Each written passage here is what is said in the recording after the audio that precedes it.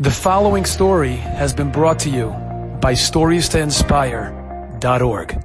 Last Shabbos, I had an incredible opportunity to be together with my entire family, all my siblings and my parents. They should be gesund, the grandchildren, the great-grandchildren, and we spent Shabbos Chanukah together in a hotel.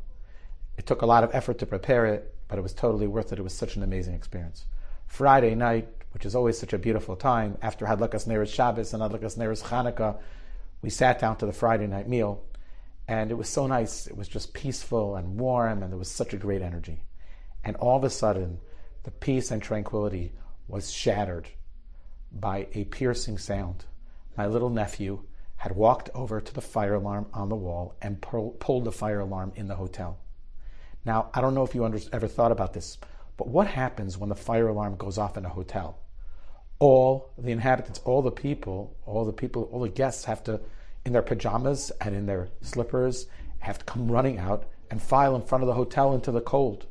And we felt so terrible, like, come on.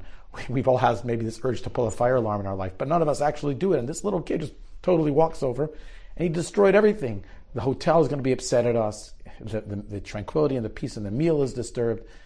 It really seemed bad and it seemed bleak, and we went running off to the hotel administration that they should share with the fire department that was on its way, that it was just a child, and we were nervous, maybe they'll come into the room and there were too many Hanukkah menorahs and there was Neres Shabbos. Oh my gosh, it was a bleak moment. And then the strangest thing happened. Many of the children had filed out to the front of the hotel, which was right next to the room we were eating in, and a woman comes over to them and she says to them, Shabbat Shalom, Chanukah Sameach. They look at her. She was one of the guests. She was just checking in when the alarm went off and she went running out like everybody else. Turns out she's an Israeli woman. She lives in Florida and she's a pilot. And she had come up for training to train on a new type of electrical, fully automated pilot cockpit. And she had just checked in. She would be there for a while in this hotel until she received her training, and then she'd be able to continue her job and eventually go back to her home in Florida. So one of my siblings invited her in and said, listen, you're here, it's Hanukkah, it's Shabbos, it's a beautiful time. Come join us, we're having a family reunion, there's delicious food. And this woman came and she sat down next to my parents and, she took it all in, she soaked it all up. And you could see that there were a lot of tears glistening in her eyes when she saw the speeches and the singing and everyone bi'ava, v'yach, v'shalom, v'reyes. There was a tremendous amount of emotion and she was blown away. During the meal, she shared something remarkable. Till recently, she was married to a pilot. And not that long ago, she was supposed to be flying together with her husband, two pilots, on this particular plane, when she said at the end, I'd rather not fly the plane, whatever. You go and we'll meet up after you fly. Sadly, she received a message on WhatsApp that depicted the picture of her husband's plane crashing. And sadly, her husband lost his life. And she fell into a downward spiral of depression. She had lost one of her parents to cancer not that long before, and now she lost her husband, and she just literally locked herself up in her home, and she didn't want to come out. She couldn't face reality, being all alone, and she wallowed in her depression and her mourning, her sadness and her anxiety.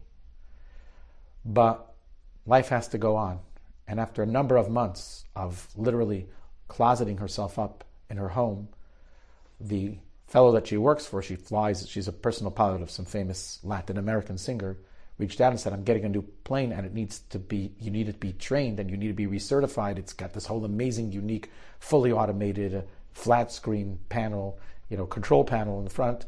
You got to come up to Jersey where the company is and you have to train. And she really didn't want to do it. She couldn't see herself coming out of the house. But she did it anyways, and she fortified herself and she gathered the inner strength necessary and she picked herself up. She traveled all the way to New Jersey. She was sad and she was depressed and it was difficult for her. And she's checking into her hotel. And to make things worse, as she's trying to check in and finally settle in the suite that would be hers for a while, all of a sudden the fire alarm goes off. And she has to run outside into the cold. If bad wasn't bad, now bad became worse. But little did she realize that in essence, that fire alarm brought her outside into the cold, but very much into the warmth of our family. And she had the most amazing experience, and she attributed 100% to Hashem, making her past cross with our past, and she had such an uplifting and amazing experience that Friday night Suda just last week on Shabbos Chanukah together with our family. I'll be honest, when the alarm was pulled, I was annoyed. I was concerned, very concerned. What's going to happen? The fire department's going to come. The hotel's going to get upset. They may put out our neighbors. It's not going to be good. I thought it was bad. But Hashem had a master plan, and He knew that it was good. Enjoyed this story? Come again. Bring a friend. StoriesToInspire.org